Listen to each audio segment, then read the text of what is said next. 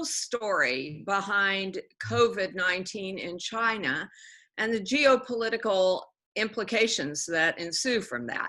We're really lucky to have this morning FPRI Senior Fellow Jacqueline Deal with us this morning, as well as our moderator, Jacques Delisle, who will introduce Jackie and ask the questions. And Jacques is a stranger to none of us, I think. Jacques is the director of FPRI's East Asia program. He's also the Stephen A. Cousin Professor of Law and Professor of Political Science at University of Pennsylvania, as well as Penn's director of the Center of East Asia Studies. He's going to be moderating this morning, as I mentioned. A couple of housekeeping notes. If you go to the bottom of your screen and you see the chat function and click on it, a window will appear to the right of your screen, and we encourage you as the program goes along to put your questions in that screen. And when we come to the Q&A portion of the presentation, we will ask your questions as time permits. We usually can't get to everyone.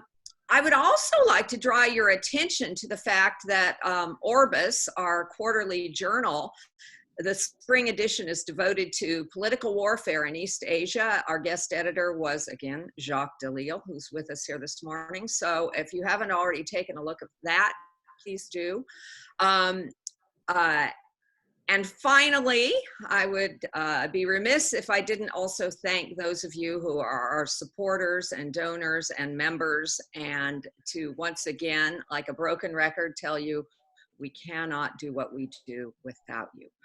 FPRI, as you know, is a nonpartisan think tank dedicated to educating policymakers, policy influencers, and the public at large in international affairs and national security. And we need you to make this happen. So thank you. And without further ado, I'll turn it over to Jacques Delisle. Thank you, Raleigh. It's a pleasure to be here, and it's a great pleasure to welcome Jackie Deal back to the Foreign Policy Research Institute. I think Jackie is also known to pretty much everyone on this call, and many people not on the call for that matter. She's the president of Long-Term Strategy Group, which is a defense consultancy. She's also the co-founder of the American Academy for Strategic Education, a nonprofit that works in the field that its title suggests. She's a senior fellow at the National Security Program here at FPRI and a long-term friend of the Asia program as well. She's really one of the most insightful and I would say also incisive commentators on China and international security matters, with a portfolio that runs from technology to military hardware to economics, and just a terrific range of issues that one needs to understand China and its role in the world. She writes for and is quoted in quite a wide range of major media outlets, from the New York Times to the Weekly Standard to Newsweek. She speaks regularly at a variety of think tanks and testifies before Congress. In other words, gets her views out to our community in a variety of ways, including formats like today's. You can find links to many of her pieces of commentary, congressional testimony, and other things on the FPRI website if you look for her name there. And she will speak to us today about the end of Xi's dream, Chinese commentary on COVID-19. A little Easter egg for those of you who follow the Xi-China dream rhetoric, and I think Jackie will suggest that it may not be an unnightmarish dream in some ways. But you didn't come here to hear me, you came here to hear her. So without further ado, let me turn it over to Jackie. Welcome, Jackie Deal. Thank you very much. Thank you for having me back to FPRI, albeit virtually. I'm grateful to Raleigh and Eli for the invitation, to Jacques for moderating, to Jessica for preparing me. And it's a little intimidating to speak in front of someone like Raleigh, who in her government service literally executed the kind of policy options that inspired my article. And it's intimidating to speak in front of path-breaking scholars such as Jacques, but here goes nothing, I'll do my best. I was told to speak until about 11:30 or 11:40 at the latest. So I want to get to the discussion, the interactive part of this event. I always learn from the conversations I have with FPRI members and audiences. So I'm going to stick closely to that time frame.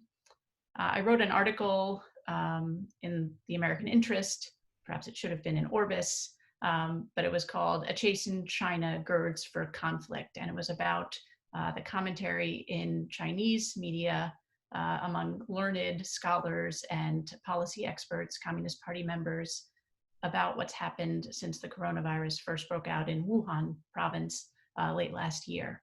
So I want to use that article as a launch point to discuss some of the aspects of the Chinese regime that animate its behavior in the competition with the US, and that sophisticated people in the PRC are now questioning publicly. Specifically, I'll talk about the PRC's economic position, its situation with regard to technological innovation, and its overall governance approach, or its command and control style. It's important for us to understand these aspects if we want to win the competition. We need to know not only our own strengths and weaknesses, but also their strengths and weaknesses in China. So after hitting each of these areas, I'll speak briefly about how Beijing or the PRC appears to be responding to the mounting tension around them. And the bottom line up front is the behavior seems to be increasingly aggressive, internally and externally. So that should get our attention.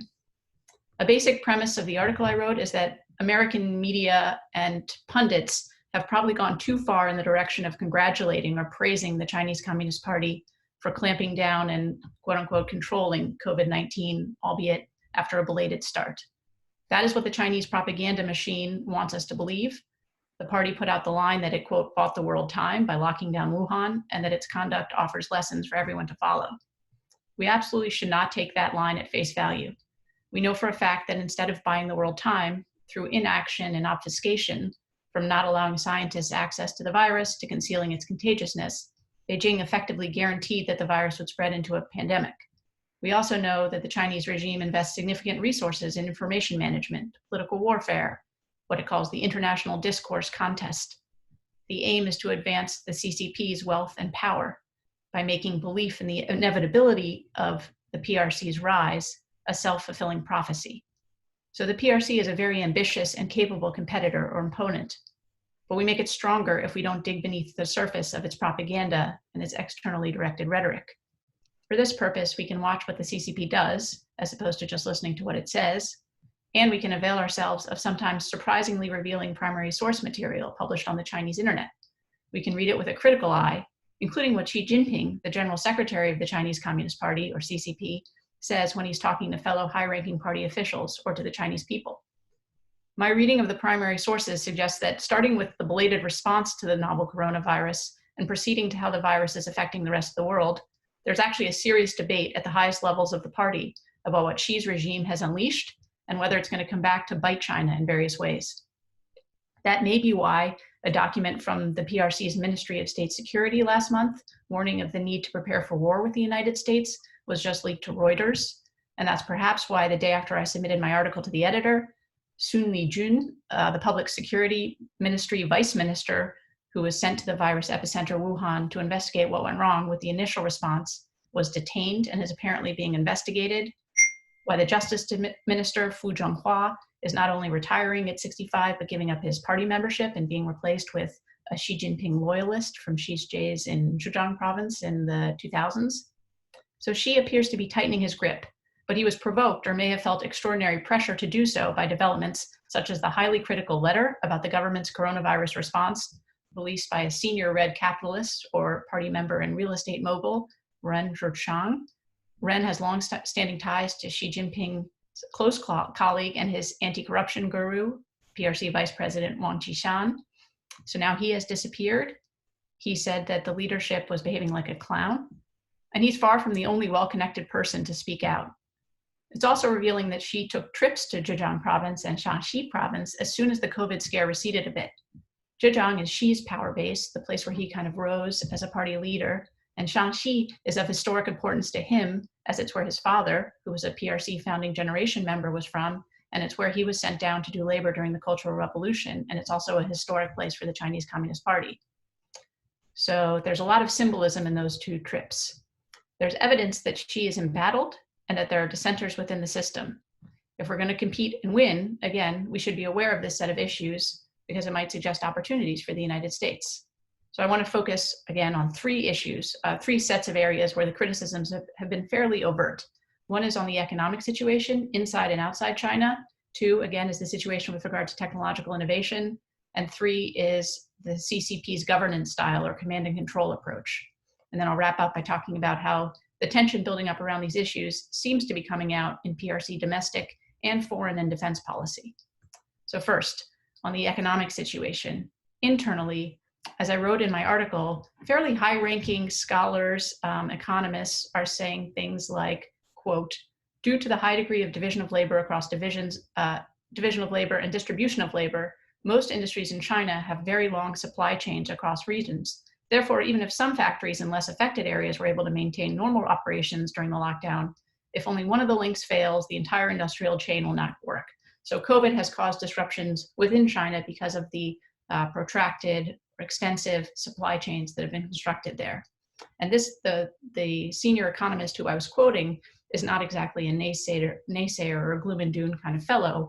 After the 2008 financial crisis, he was quoted as saying, "We're never going to return to the good old days of 2006. We're going to promote the creation of a new world order." So that's him in a triumphalist mode for China. And you compare that with his concerns about the disruption caused by COVID today.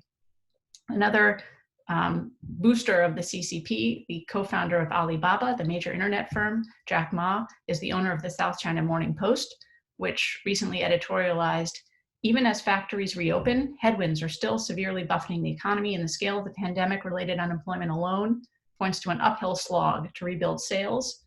So that's a bit about what's going on inside China and the concerns of senior people, economists, well-connected tech executives. Externally, the situation may be even more scary. The South China Morning Post went on to say, all of these consumer economies, all of our export customers from Germany and France to the United States are already in recession. There's going to be a painful contraction.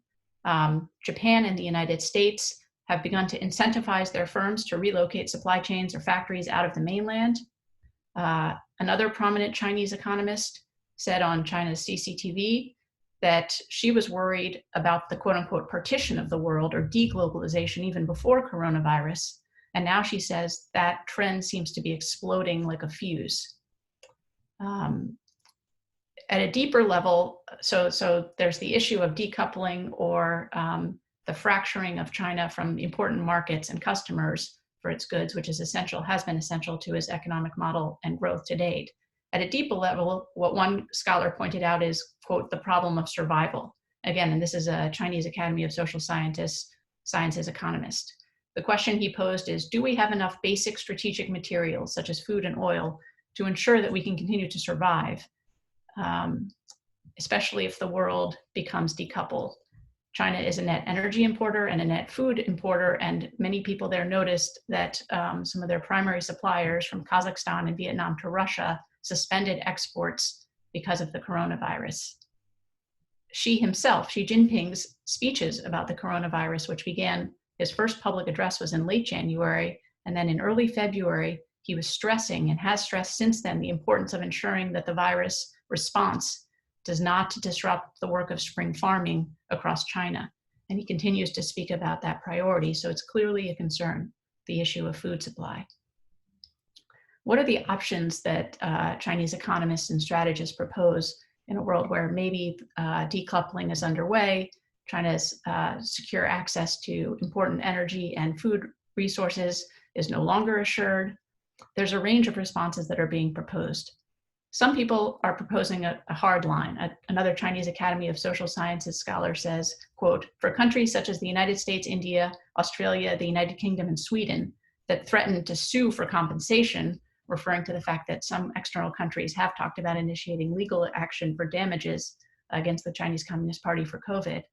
He says, China must prohibit the withdrawal of assets and require that these countries sign relevant agreements when purchasing Chinese medical materials. In other words, the countries that push too hard on China for their responsibility for COVID won't get access to exported Chinese PPE or tests. Other people are saying this is a time for China to look inward and get back to fundamentals. Instead of pushing high-tech areas like 5G, big data, quantum, they should be using the crisis to employ people and get back into fundamental basic infrastructure, agriculture. And then finally, others are saying, rather than punish people by not exporting PPE or tests to them, China should double down on those kinds of exports because it will allow them to compensate for the lost exports in the first quarter when all the factories were shut. So there are a range of opinions, but clearly there's consternation, discussion, debate about how China can recover economically, especially if the world isn't going to be able to buy as much Chinese goods and there's going to be more skepticism of dependence on Chinese supply chains. The second major category of debate and discussion has to do with innovation. How close is China to the goal of self-sufficiency in key high-tech areas, which has been a stated goal in various plans, state plans for at least the past 2 decades, and really going back to Mao and Deng Xiaoping. On the 2nd of March, Xi Jinping gave a speech at the Academy of Military Medical Sciences in Beijing, and he ordered the assembled researchers and doctors to, quote, speed up processes for drug development, accelerate the development of vaccines, and then he told them how. He said, closely monitor the progress of foreign research and development, strengthen cooperation with foreign scientists, strive to promote clinical trials with foreign companies, and market vaccines as soon as possible. In other words, reading between the lines, it doesn't seem as though Xi believes that Chinese researchers can make advances on their own. How do I know this, or why am I confident about this interpretation? 10 days before his speech, the Chinese Communist Party, the Ministries of Education and of Science and Technology announced that they are going to revolutionize the way scientists and research are promoted in China. They're going to move away from the Science Citation Index, which is of peer-reviewed English language publications, because they perceive a need to, quote, reverse the phenomenon of one-sided, excessive, and distorted use of that kind of indicator.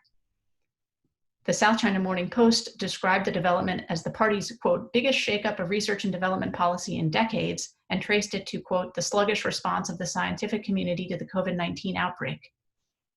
In other words, they're not satisfied with how well they've performed in developing a cure or therapeutics or vaccine, and they believe that the problem runs deep. It has to do with the incentives for research and innovation in the country that have not properly been worked out. So they're trying to revamp their whole mechanism for how to allocate research and development funding and whom to promote.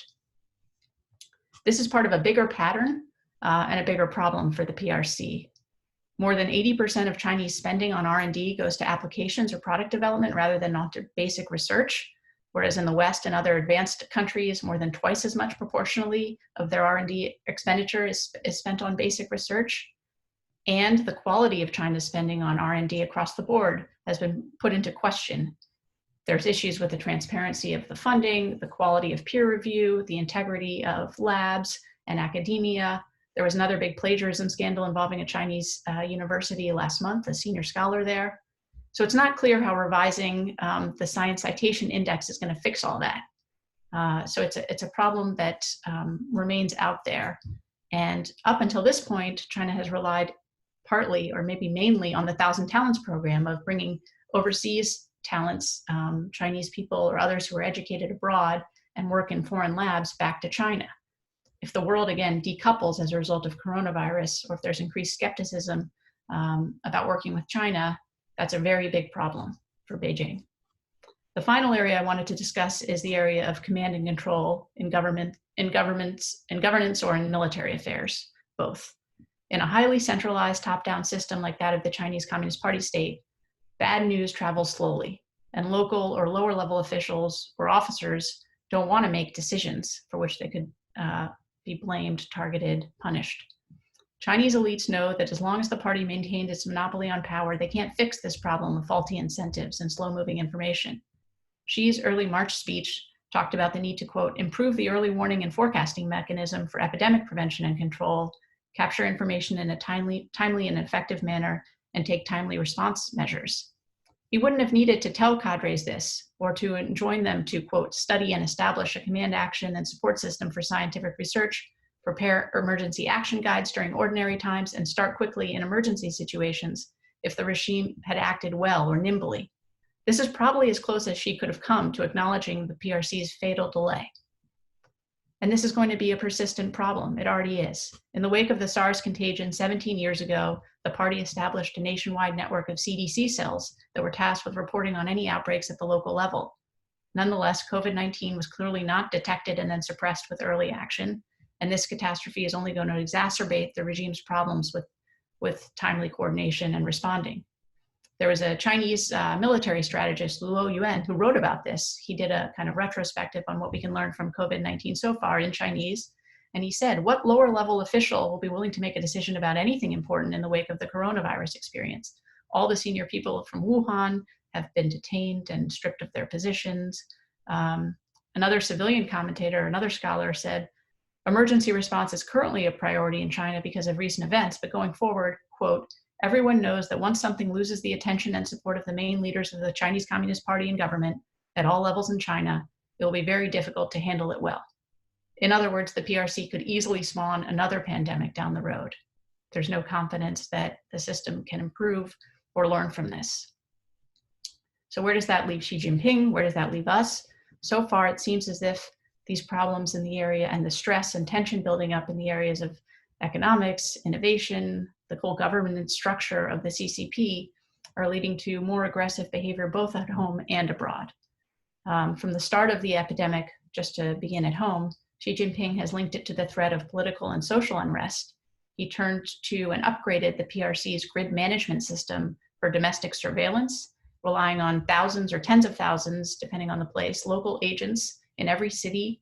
Ostensibly, they're there to monitor patients and ensure that food gets delivered to the elderly and that medicines get past enclosed residential areas.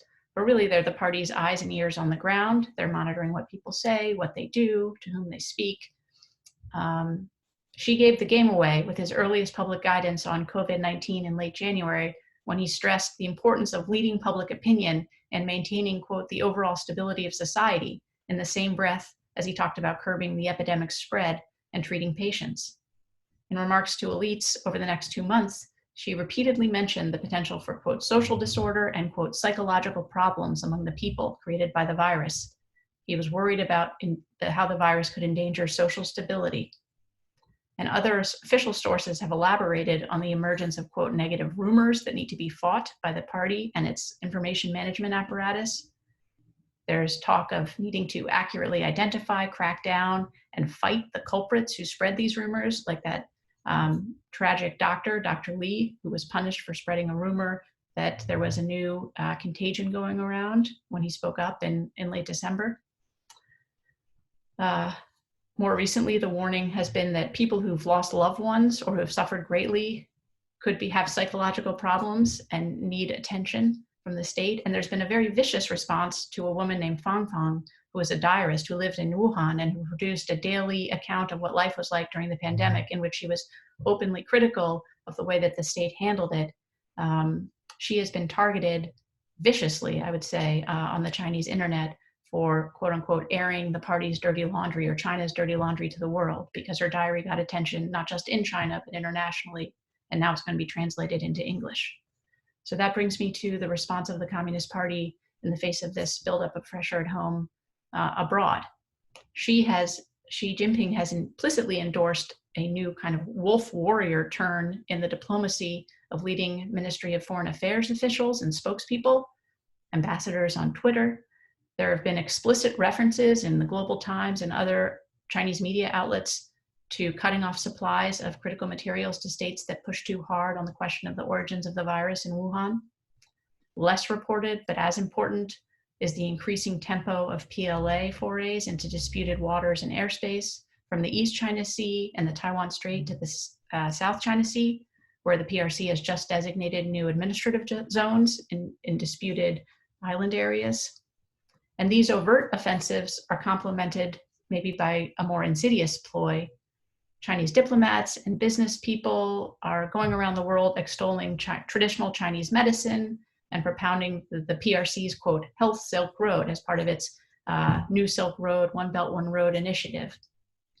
This is even though the PRC, according to Xi Jinping, is actually behind in the race for a vaccine and a cure. But these diplomats and business people are touting PRC tech company offerings. Baidu, Alibaba, and Tencent have health solutions that you can download onto your phone or your laptop. They will help you do contact tracing or track your health, but this is all spyware. We know this from testimony of FPRI Director Christopher Wray and other scholars in the United States and Europe and Australia. Tech firms on the mainland are beholden to the party and by law must share their data with it. So good luck to all the people who download Chinese apps in the hopes of getting better treatments. They're just going to be exposing their information to the Chinese Communist Party, which we know is obsessed with control. So just to conclude, what do we do about this problem? Tensions are building up. There are problems at home. The virus, we're still dealing with the virus here. Other countries are still grappling with it. What if the Chinese overstep? I'm not saying that they would like a conflict. I think their strategy of rising peacefully is still dominant. But you can't rule out the buildup of pressure. And there was a Japanese scholar, and the effects of it. There was a Japanese scholar back in February, actually a reporter, who wrote a piece saying that the coronavirus crisis was showing that the PRC's mobilization capacity, its military mobilization capacity, is very impressive, and that the crisis would end up enhancing China's deterrent. The PLA has done better probably than it did in the than the Sichuan earthquake of 2008 in terms of delivering personnel and materiel. It was better at delivering necessary people and supplies to Wuhan than it had been after the Sichuan earthquake in terms of its relief efforts there. But any kind of judgment about China's superior situation or military prowess coming out of this seems to be premature. First of all, the official line from the PLA is that 0 soldiers came down with COVID-19, which is implausible. And Western countries and the United States are notoriously slow starters in these kinds of situations. But I think it's fair to say that when we get locked onto a problem, we attack it with a vengeance. So I think it's too soon to make any judgments about comparative mobilization capacity or how we've acquitted ourselves versus them. Also, there's the issue of China's aggressive external behavior beginning to backfire. Europe has now designated China a strategic competitor. There was an article out today in Foreign Policy saying the Europeans probably have overestimated the degree to which they even need China as a trade partner. So this would free them up to pursue things like damages or moving supply chains out of China.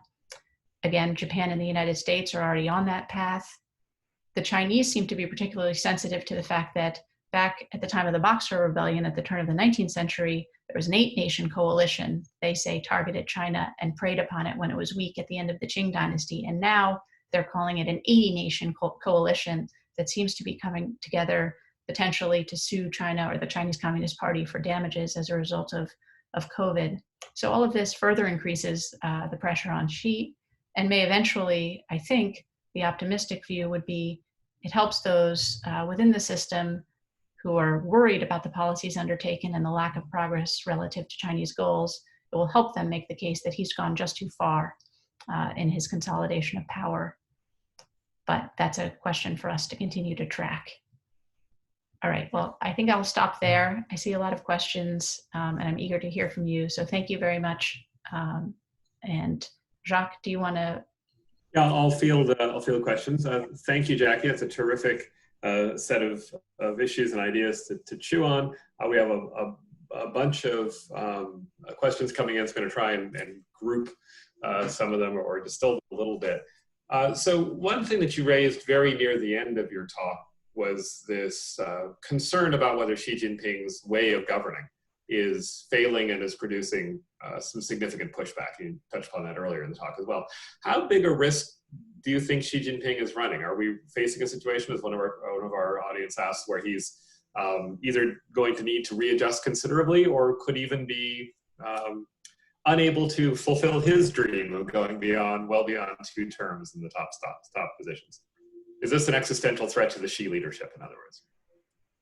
I think it could be. It's very difficult to know, obviously, from the outside. But again, I've been impressed that very senior people, people with connections, people who are princelings themselves, both on the mainland and Hong Kong, have seen fit to speak out and have been able to speak out. And then some of them at great personal cost and at sacrifice. But there's clearly, I guess, to use a term from the American popular culture, there's a disturbance in the force. Something is happening. He's replacing people, detaining people. There was some speculation that 2 of the Politburo Standing Committee members, 2 of the 7, were absent from public view for several weeks in the February-March period. So there was some speculation that either maybe they had coronavirus or maybe they've fallen out of Xi's favor. It's not clear, but you can find, of course, rumors about the resurgence of the Deng Xiaoping or the Jiang Zemin faction and dissatisfaction with Xi in Shanghai or other places. And again, I think it is striking that he felt it necessary to make his first trips after going to Wuhan itself, finally on March 10th. His first trips around the country were to Zhejiang, where he grew up, where he has his loyalists, his power base, and then to Shanxi province. The symbolism means something in their system. And to me, it's a sign that, well, we don't know exactly what the outcome could be. He is embattled, or he perceives himself to need to flex in that way and show his power.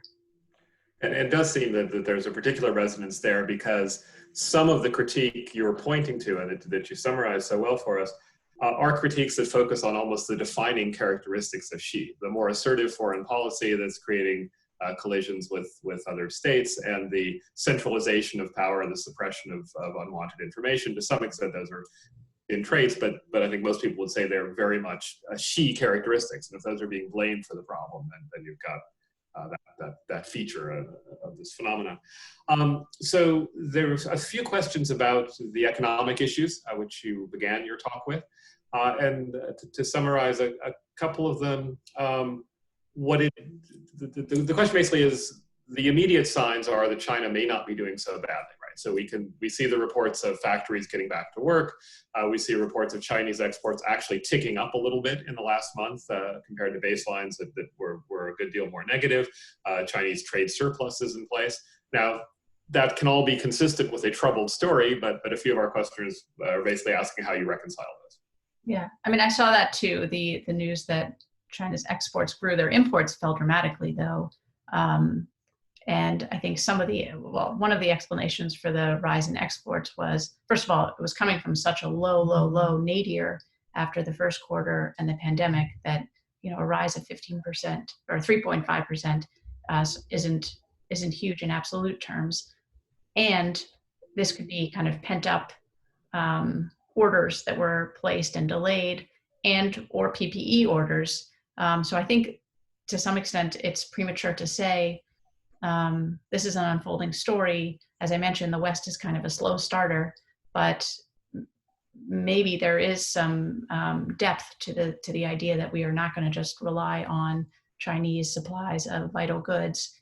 Of course, it'll take us some time to spin up our own factories, our own production capabilities, or production capabilities in other places, but that's underway. And so I think the jury's still out to an extent on whether China can recover its position as the factory or the manufacturer for the world. And again, there are plenty of signs that we can't go back to the way things were, or we won't go back to the way things were. Okay, we have several questions I guess I would group under the rubric of what to make of the COVID numbers. So if you look at the numbers, at one level, it's pretty hard not to see that the US has some pretty atrocious numbers, and that China is reporting relative to population and such some pretty good numbers. So there's several ways to go. I thought you suggested that it's not an appropriate comparison because of the different styles of responding in different countries. There are some questions about the accuracy of Chinese numbers and whether they are understated. There are questions about whether the US is under testing.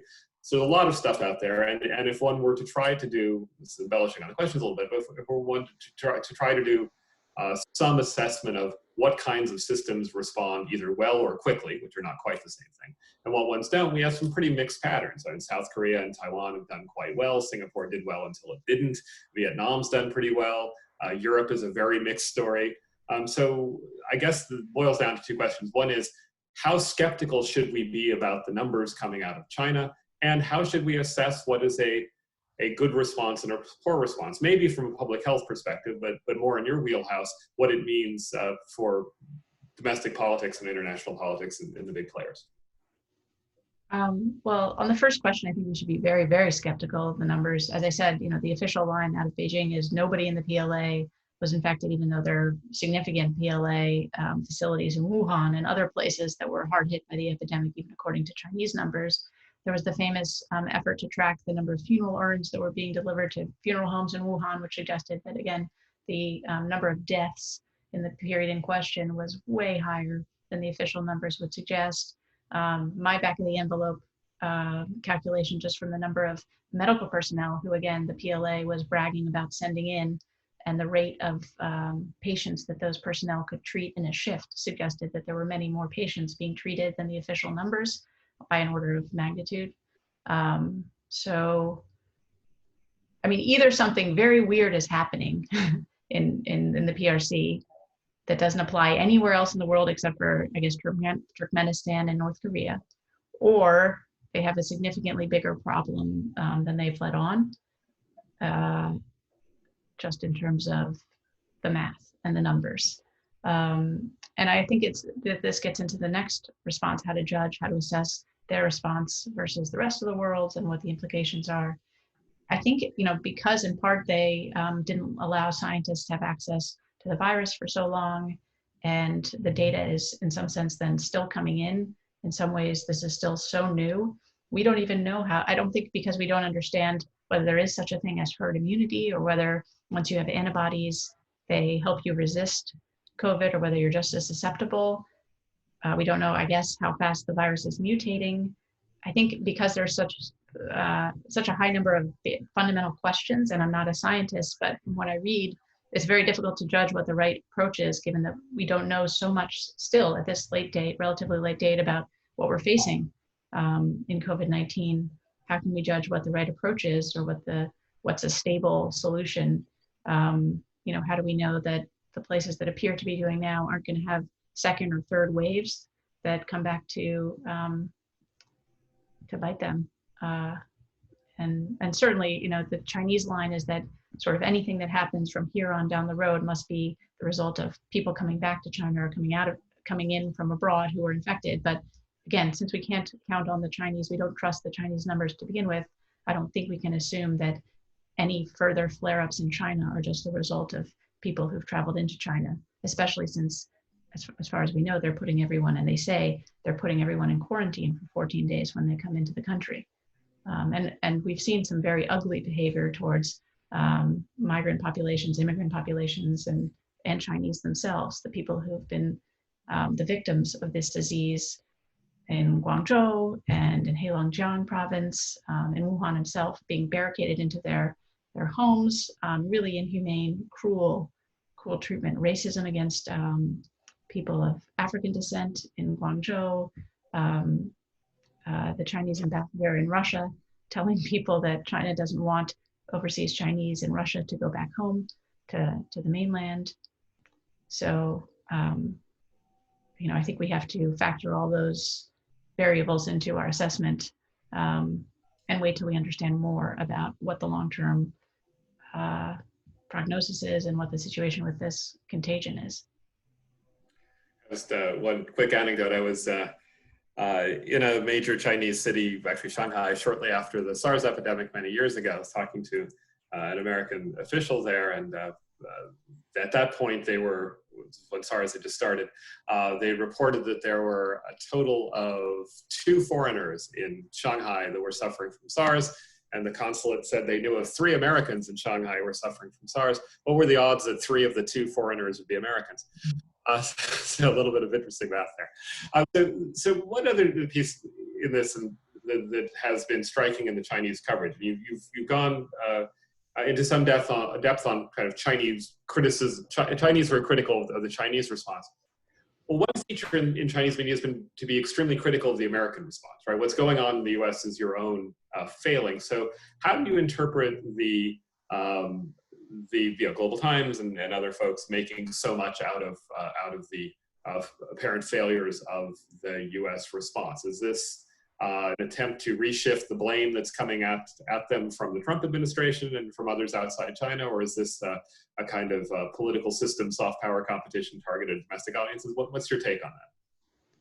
I think it's the latter. I think it's a sign of the insecurity. There are some people in China saying that China should go back to more of a Deng Xiaoping style hiding and biding profile, and yet the trend seems to be further in the direction of kind of in-your-face, offensive rhetoric, messaging. It takes a lot of gumption, I would say, for effectively the arsonist in this situation to complain or to criticize the way that the rest of the world is trying to put out the fire. That's why, but again, the fact that there are people in the PRC who are saying this, who are critical of the kind of PR offensive, trade offensive, specifically PPE and testing offensive, suggests that there isn't unanimity. There's far from unanimity in the system, and there's pushback, and depending on how the rest of the world responds, and to how far we go in the direction of, again, decoupling or reducing our dependence on Chinese supply chains, and holding the PRC or the CCP to account, the jury is still out. And I think there's room for us to help the people who are critical of the offensive by taking a hard stance ourselves, and working together with our allies and partners to make it clear that offensive behavior is unacceptable. Military aggression to take advantage of the COVID crisis is unacceptable, and there will be costs. There will be penalties. Okay, great. So we've got a bunch of other questions as well. So you've painted a fairly bleak picture of what this means for U.S.-China relations. And someone has asked the bleakest of questions, which is, do you think there is a non-trivial possibility that this will escalate into military incidents or even kinetic conflict? I think that the PLA is obviously a formidable military. It's come a long way in the last 2 to 3 decades, 4 decades. And its buildup has been impressive. At the same time, it's nowhere near the capability of the US military, and this Chinese political military decision makers know that ultimately. They may calculate or miscalculate that they have some local tactical opportunity to teach us a lesson or to teach a local power a lesson. But again, that would be a miscalculation, I think, and hope, and it could lead to a broader conflict. So I think that's something that we need to worry about.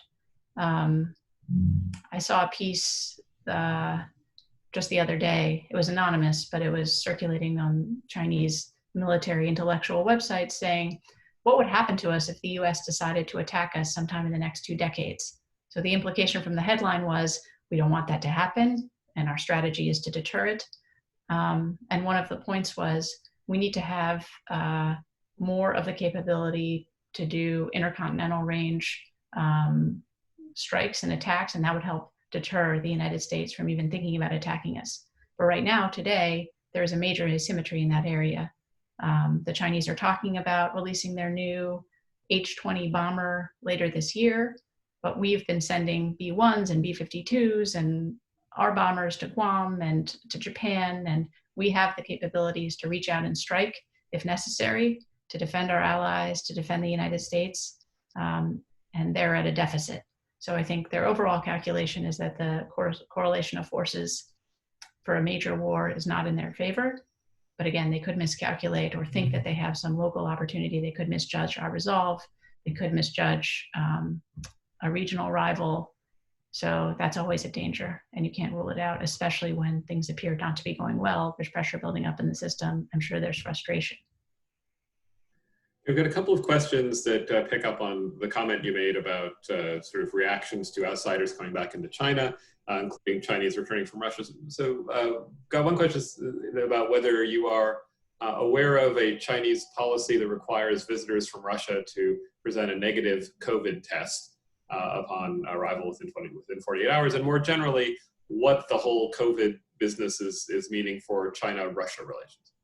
I had seen reports of that, but I'm not sure. I mean, I think at the same time as there's evidence of friction or problems, at least at the border, and in terms of people-to-people movements, there's also, I think there continues to be conversations at the highest level between Xi Jinping and Putin, although now the Russian prime minister has COVID. So that's an interesting development. I can't imagine that the senior leaders in these countries that have come down with coronavirus have warm feelings in their heart towards Beijing. But I think the question with the Russian-China relationship is always, how do the senior leaders in Russia assess their antipathy towards the United States versus their concerns about the PRC's ambition right on their border, and designs on influence in what has traditionally been Russia's sphere of influence. I think it's a trade-off, and continues to be a trade-off for them.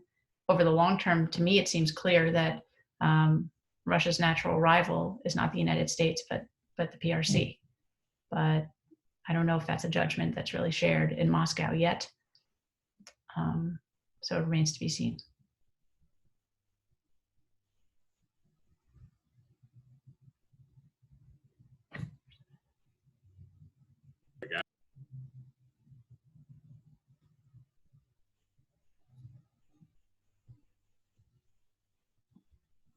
You're unmuted, Jacques. We're having trouble with sound. There we go. All right, I'm back. Eli loves being able to mute me. You can't say I blame him. All right. So we have a couple of other questions in the queue here. So one is what the prospect of decoupling means for U.S. businesses. I mean, the big backstory here is that U.S. multinational corporations were for a long time China's best friends in the United States, right? Pushing for opening, pushing for engagement. They've gotten very unhappy over the long term. Now we layer onto this the Trump administration trade war, the decoupling that comes with that, and now we layer onto it, as you were talking about, the COVID reasons for change, for for diversifying supply chains, not being dependent on China and all that. So what does this mean for U.S. companies that have, for many years now, been on the ground in China with mixed experiences, but for a long time, often pretty profitable ones? My read is that the companies that had seen it as advantageous to take advantage of low-cost Chinese labor are beginning to have second thoughts, or have started to have second thoughts as a result of this crisis, because they've seen evidence that once you make things in China, you won't necessarily always be able to get them out of the country when you want to, or on the terms you want to. You won't always be able to sell them in the country on the terms you want to. So the benefit of having access to cheap labor, and in some cases proximity to markets, is beginning to be outweighed, or at least there's a question in their minds about the trade-off between that and the lack of kind of secure property rights, the lack of a rule of law system in China. And that's why I think more and more people in industry are keen to explore other options, reshoring or moving to other places in the world where the landscape is easier to navigate than it is in China. Okay. So one of the things that is often affected by and often affects U.S.-China relations is the Taiwan question. And so Taiwan's been fairly prominent in the whole COVID discussion. I mean, it's done pretty well in handling, actually quite well in handling outbreaks domestically. And now we see the question of Taiwan's regaining some degree of access to the WHO-WHA system, something that happened after SARS and was lost a couple of years ago. So what's your sense about the implication for that perennial sticking point in U.S.-China relations of the COVID-related issues you've been talking about? Well, there's been an uptick in Chinese kind of overt threats vis-a-vis Taiwan. And at the same time, I think Taiwan's response has really led the world, despite being kind of shut out by the World Health Organization, and not having therefore support or access to public health experts. Right from the beginning, the Taiwanese have been very serious about responding, protecting their people, and if there are lessons to be drawn from somewhere in East Asia, I believe it's from Taiwan, not from the mainland, contrary to what the Chinese line is. So in the face of increased threats and in the face of a really incredible display of responsible, resolute governance, again, in the face of adversity, I think the prospects for improved US-Taiwanese ties are strong. And again, unfortunately, the trend is from Beijing, increasingly acute threats or warnings of, is now the time to, finally assert ourselves and our claims. Any bets on whether the push from the US, Japan, Australia, and some EU countries will get Taiwan an invite to the WHA meeting coming up next week? I defer to you on that. my bet is no, but I've been wrong before. Not because it's the right outcome, but because it's the way the politics of this tends to work. So you'd portrayed the sort of the Spider-Man problem for Xi Jinping, right? With great power comes great responsibility. So if you screw up, you take all the blame for things going badly. If he gets through this, which I think you would say is pretty good possibility still, right? What does he do? What's his next act if he gets past the COVID thing? Does he return to emphasizing BRI? Does he? What's your sense of the next agenda for potentially weakened and criticized Xi? I guess it's a question. Logically, a possibility would be for him to kind of recalibrate, moderate, go back to some of the promises that were made about reforming the Chinese economy away from state-owned enterprises and more towards consumption. But I don't yet see any evidence that he has that in mind or is capable of it. I think the likelier possibility is that he will kind of, again, keep doubling down on his signature approaches, which involve centralization or over-centralization, aggressive tactics, locking down at home, aggressive tactics in the information sphere at home and abroad, telling the PLA that it has to prepare for war at any time. So I see unfortunately the coronavirus as kind of intensifying those trends, even as the resources and the wherewithal for all of that, it may be a diminishing pool of assets he has at his disposal. Again, if trade stays contracted or if decoupling proceeds, and if the PRC has to draw down its reserves to purchase food, or if it can't resupply them. I mean, there's also the question of what happens to the investments that it's made all over the world. Will any of those be seized? Will any of the real estate capital investments be seized as a form of damages for coronavirus? And what's going to happen to the PRC's overall balance sheet as a result?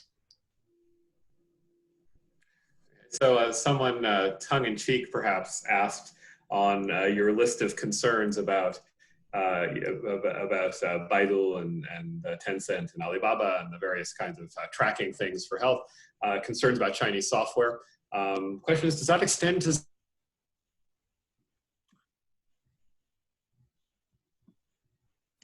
I guess the answer is yes, it does extend to Zoom. Jackie, do you want to comment on that? Well, I mean, perfect timing. I guess General H.R. McMaster has just joined the board of Zoom, and other distinguished Americans, patriotic Americans. So, and Eric Yuan is American. He immigrated from China, but he made his fortune here. So I do think we have to be concerned. The fact that there are data centers in China and Chinese subsidiaries where, again, in any Chinese company, even if it's nominally private, there have to be Chinese Communist Party cells within it, which have ultimate authority. So any company that has Chinese subsidiaries and data centers in China is likely to have its information subject to seizure by Chinese authorities, who could use various laws against espionage to justify looking through the data. So I wouldn't say anything on Zoom that you wouldn't want the Chinese Communist Party to know. Thing is, as Americans, we're kind of, we err on the side of openness and transparency. So there isn't a lot that people are saying on Zoom, probably, that is super sensitive. Would I prefer that there wasn't a situation where the Chinese Communist Party had access to all of our conversations and we don't have access to all theirs? If that's the case, that's a problem. It's probably also a problem when, people doing sensitive intellectual property related work are doing Zoom calls. But for, the people who are using it to have reunions with their friends and happy hours, or the schools that are using it to teach 4-year-olds, I don't think it's great. But if it's the most convenient solution, and if the Americans who are involved in the company are locking things down, maybe we should reserve judgment. I personally wouldn't have picked it. I don't think it's a good idea.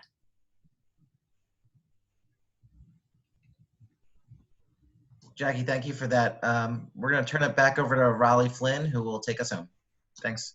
Thank you. Thank you, Jackie and Jacques. That was fascinating discussion on a story that's important and ever evolving. That's what we do. We look at stories that are important and ever evolving. And just a reminder on some upcoming events. Next week, we have our mainline series, which will feature our program director, Chris Miller, who's the program director for East Asia, who will be talking about what is Putin thinking. That should be a really interesting discussion, and again, part of our mainline series. That's next Wednesday, the 13th at 11 a.m. And for those who missed the very beginning of the meeting, I mentioned that our spring issue of our quarterly journal, Orbis, is dedicated to the topic of political warfare in East Asia. And we'll also be having a virtual conference at the end of this month at FPRI, and you can tune in for that, where the authors of those articles will be discussing East Asia and political warfare and the articles that they've written. So that's the last week of May. So check our calendar for that. That should be posted fairly soon on that. Thank you again for tuning in. Thank you to our members and donors for your generous support, and to those future member and donors who might be in our audience today. I encourage you to become donors and members sooner rather than later. Thank you again. Stay safe, take care of yourselves and your families, and I look forward to seeing you again.